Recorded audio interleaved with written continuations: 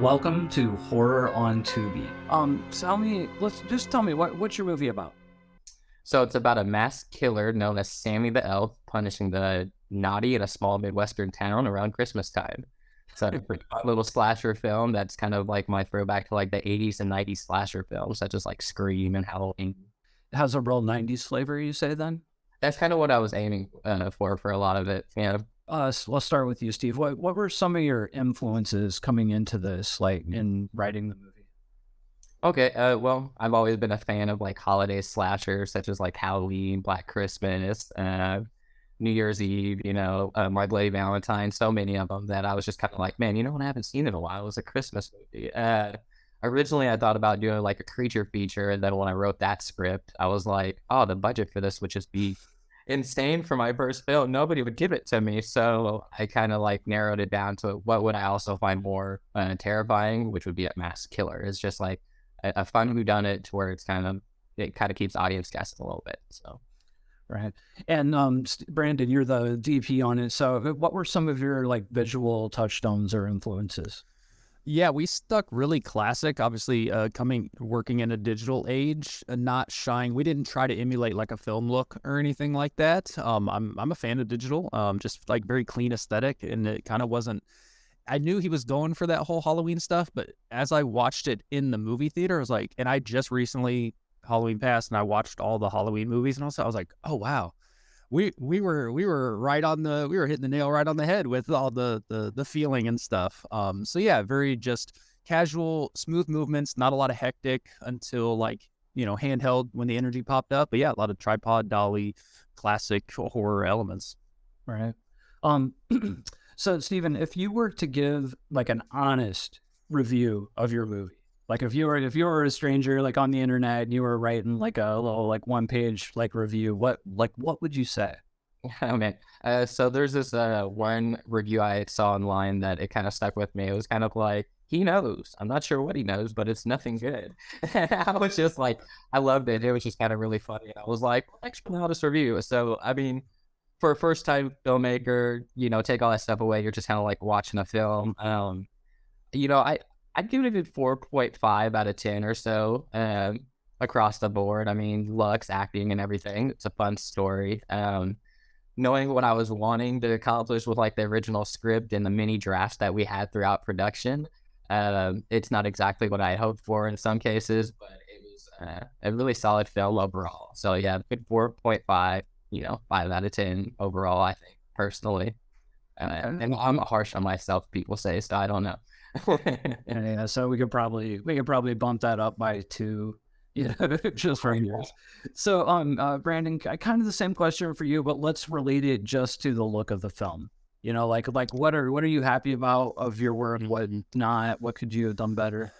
I'm actually very happy because He Knows is definitely a good culmination of everything I had learned in techniques, and I was still running with limited equipment in terms of lighting, which it kind of is neither here nor there. It's not like a defense, but I know anybody that's like, I'm very proud of the looks we got out of like the 4 primary lights that were not very bright lights. Shout out to Aperture, who the community knows for creating just great LEDs, and I'd gotten some back in 2017. So I'm actually very proud of the way it looks, which only makes me excited going forward because that's what we did. The phrase is like, this is kind of what we did with nothing. Look, we're all going to do with something. So no, I really love the way it turned out. And if you don't mind me asking, what was like the approximate budget, Steve?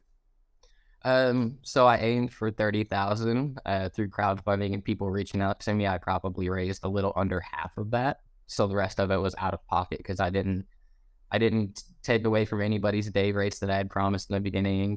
We had only filmed for the 22 days, but it took, from October 2020 to August 2021 to shoot those 22 days with scheduling and recasting, rewriting, and everything.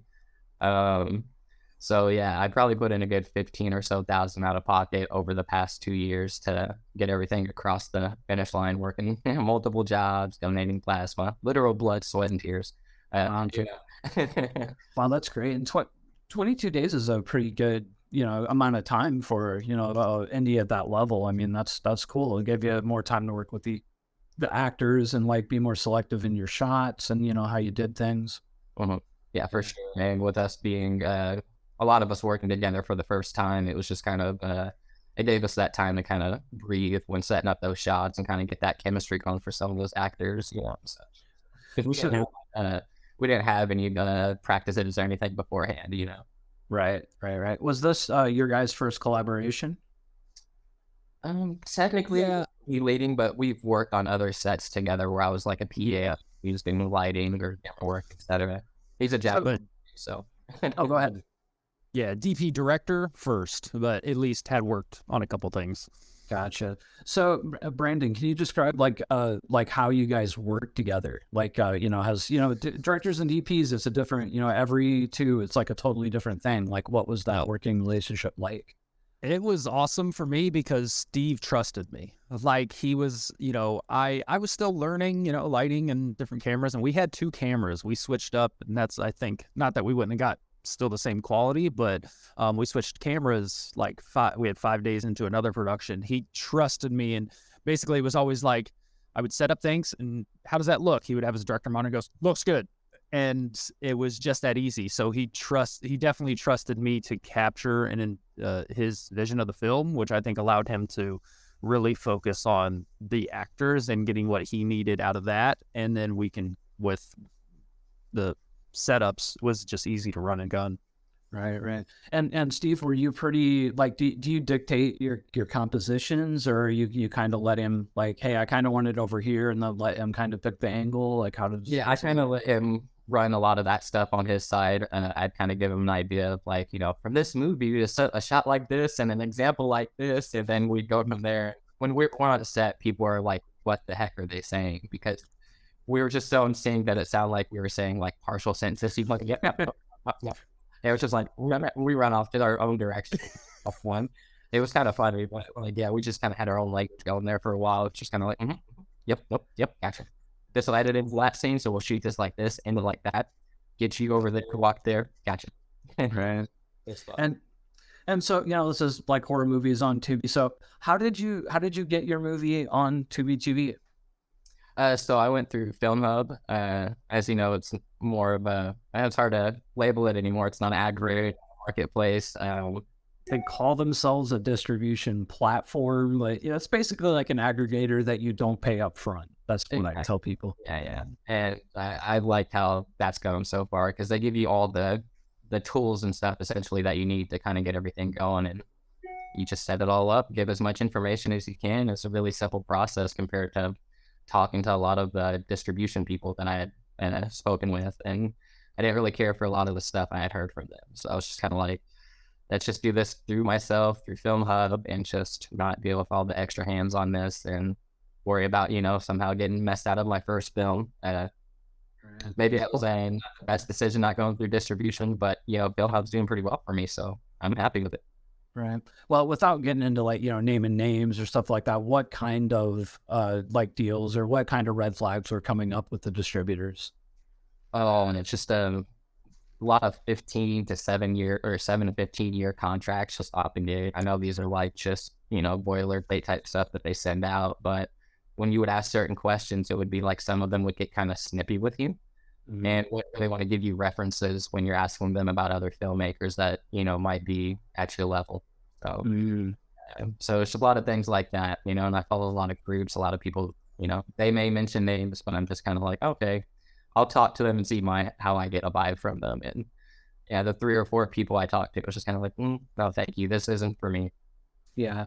I think FilmHUB's a really valid approach. I mean, I put a lot of documentaries out like through FilmHUB for sure. And I've always had, and a lot of my older library titles I put up through FilmHUB as well. I like them quite a bit. So sorry, let's start actually with Brandon.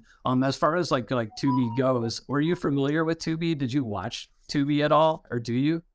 I think I might have had a friend who had some stuff up on there, but I hadn't dove into it yet.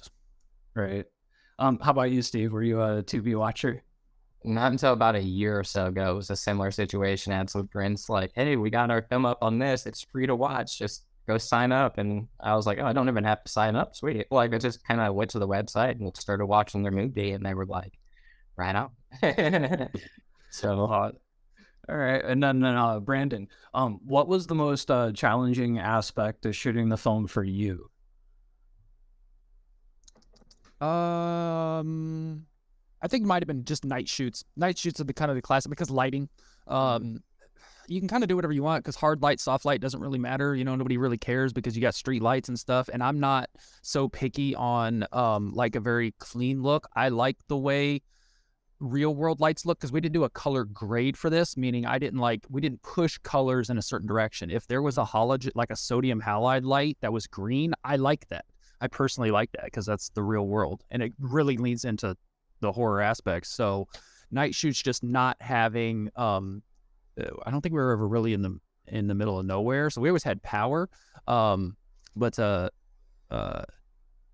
with the lights not being extremely powerful, we kind of leaned into the dynamic range of the camera to help us. So that would probably have been the most. Everything else was pretty smooth because I at least had a helper as well. Yeah, I was gonna ask about that. What was it pretty much like one person camera team, or did you have a couple of people on that? So we my friend Stephanie Riley, we call her the camera assistant. She's not a first AC, and a first AC, for anybody who doesn't know, is a first assistant camera, and their sole job is building out cameras, helping swap lenses, and pulling focus.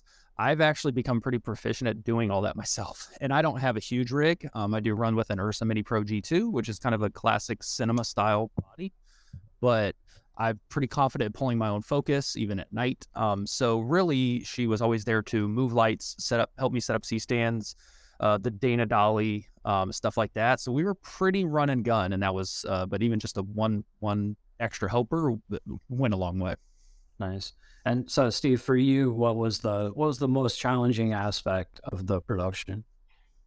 well, it had to probably be scheduling. I was trying to make sure everybody was, comfortable and safe and stuff because this was like early on in COVID. I think it started in March of 2020, COVID, and we were filming in October, you know what I mean? So by then, I hope we had been done, and that was around when I was doing crowdfunding and hoping to get the whole budget or at least close to the whole budget. We had only got a fraction of it, but I was still selling forth, trying to make sure everybody was happy and rewriting and, like I said, changing up locations based off budget, et cetera, et cetera. So, yeah, scheduling for sure was ugly. Did you, as far as post goes, did you edit it, Steve, or? No, I'd still be editing it. Luckily, I had Brandon for that. Oh, you did it. Okay. So what was the most difficult aspect of post-production then? I'll throw this to Brandon first.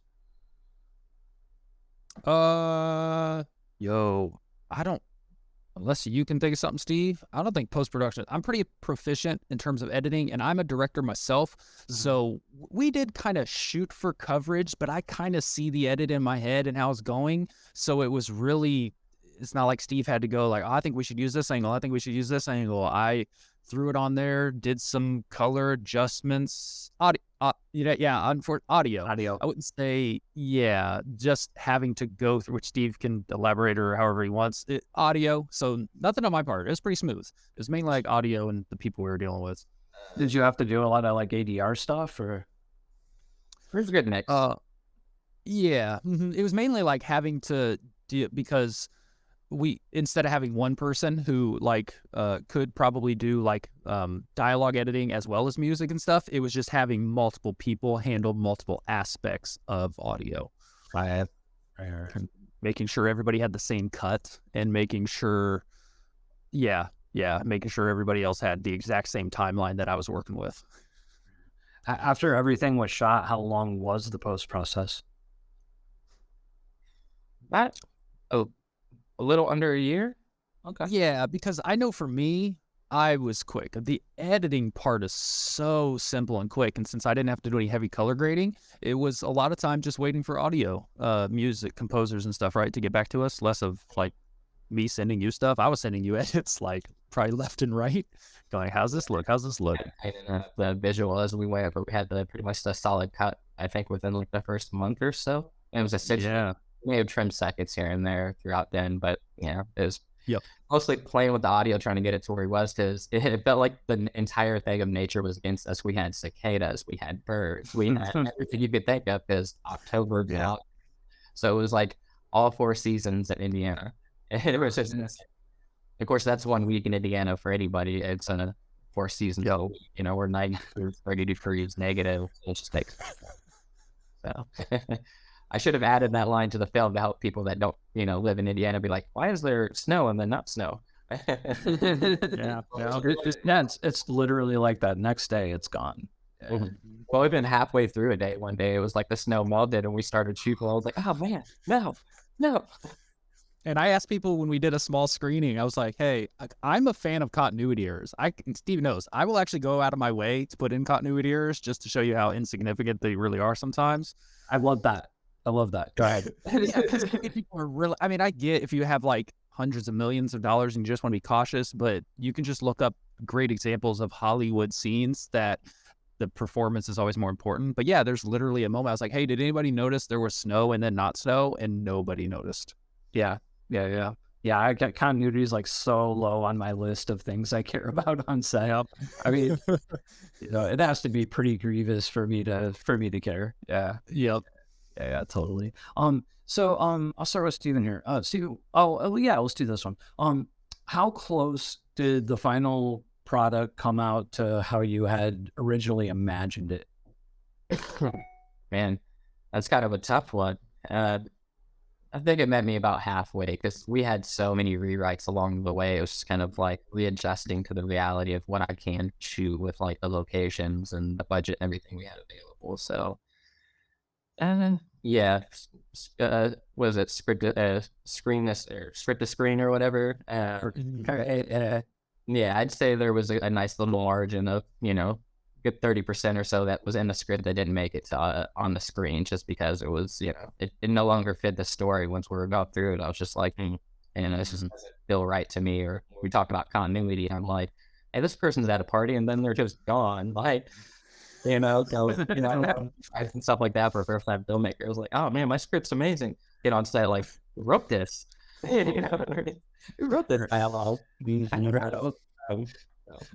Well, let's talk about casting just for a second. How did you go about casting the film? So a few people had reached out to people I'd worked with on other sets and such, but overall it was through Facebook for everything. It was just open auditions. People sent me a lot of things. Some didn't follow rules and sent me other things, you know, that had completely nothing to do with film for whatever reason. I don't know why. You get a lot of weird stuff when you start posting stuff on Facebook, I swear. Oh yeah, definitely. So Brendan, how did you get into filmmaking? Why did you want to be a filmmaker? Because it's morphin time. As a kid, just playing make believe and standing in front of the mirror in my Red Ranger outfit, yelling "It's morphin time," which is a fond memory my grandmother has. Yeah, I always thought I wouldn't even mind. You know, I thought about police force because I've always liked the idea of like SWAT and stuff like that. But then it was just like no. Filmmaking is where I've always wanted to act and stuff like that. So I'm an actor as well. I went out for acting, and classic case of it was hard finding roles. So that's when I bought a camera and just started to make my own stuff and make connections. And then I really noticed I had a knack for the DP cinematography spot, and just kind of took it from there. I have a kind of a follow up to that. So you're in Indianapolis, correct? What is the business like out there? I mean, are you able to like do freelance jobs? I mean, do you work fairly steady with it, or is it like travel? How's that work? Yeah, so for me, I'm still lucky enough to live with my parents, so I don't have to pay rent. And that has enabled me to buy a lot of things. I've connected with a few individuals. The film part of it, the movie part, that's hard. Videography, not as bad. I connected, who Steve knows, a guy named Derek Tao. He's been kind of, he has an industry standard crane that they use on a lot of productions, and he gets a lot of traffic toward him, and so he brings me on jobs for him. But the film industry, that's the kind of if you want to make shorts and features, that's where it's like you just kind of hopefully meet the right people and start to make some stuff and go that way. And then I do know some people who travel, so it's really just trying to find the marketing to get people like my way, for instance, if I want video jobs. Right. So Steve, why did you want to be a filmmaker? Yeah. So, I always kind of wanted to be an actor as well. So I'd gone to film school out in North Hollywood for digital filmmaking and video production. Figured I'd start, somewhere behind the scenes. And out there in California, I got a nice little feel for everything. I was a event promoter, so I was doing a lot of videography gigs and stuff out there, just recording random events and stuff like that. And while out there, it's kind of like I got the acting bug, shooting videos for class. They were like, all right, you got to do a character. I'm like, no. And then, once I did it, I was like, oh, I'm kind of funny. So I wanted to, kind of act a little bit more. And, once I came back to Indiana, as he had said, it's kind of slim pickings when it comes to features and shorts here in Indiana for the most part, unless you kind of just know the people. So I started looking elsewhere, started going out to Ohio, Georgia, Kentucky, anywhere nearby that was kind of shooting projects I could be an extra on, or just student films or small ADD projects, things like that I could audition for. And, after you're on so many bad projects, you're like, man, I could probably do it better myself. So I started writing stories and, trying to get other people to make these stories for me. And it was like, who's going to read your script and make your script for you, into a feature or a short? Probably not too many people, you know what I mean? Especially starting out. So it just kind of reluctantly fell into everything else just to get the job done. You know what I mean? It's like, well, if I can't get cast, I'll cast myself, as I think he knows. I didn't get myself the main role, but I had a fun little part that kept me active in between pulling my hair out behind production. Speaking of pulling your hair out on production, what was the worst part of it besides the scheduling? What was the creatively, what was difficult for you? A lot of the process was fun, so it's kind of hard to say what might have been difficult. I guess maybe just with me having to do so many rewrites, it was hard to keep everybody on track with the same story. So a lot of them were pleasantly surprised when they saw the end result, I think, because of all the Frankenstein versions of the scripts that we had throughout production. It was just kind of oh, we're here now, or I'm related to this person now, or little things like that may not have been in the first draft, which just kind of naturally happened. And it was oh, well, this makes sense. So it was just trying to keep the actors kind of knowing where the story is now that it's evolved every single week throughout the months and stuff. So, yeah, that was fun. Luckily, they all believed in me and showed up to set, so their jobs and killed it, in my opinion. A lot of great actors on this one, so we had a lot of fun. And I know you're planning your next movie for this year, 2023, and you're doing a crowdfunder in July. What are some things that you learned crowdfunding on the first one that you think will help the second time around?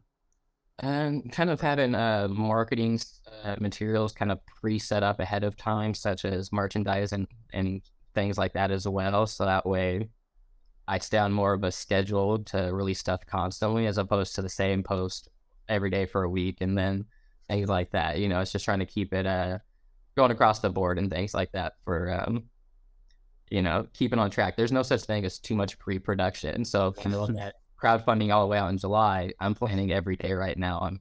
I'm kind of fine-tuning the script and figuring out kind of what schedule might work. I've talked to location, effects artists, all kinds of different people, different equipment and stuff to possibly come onto the production. So once I actually get the budget, I'll be able to start signing people on for sure and being like, oh, this person, what have you. But this time around, it's all about at least having a better idea of what the budget would be before I start production, just in case I do have to make any last minute readjustments to that script.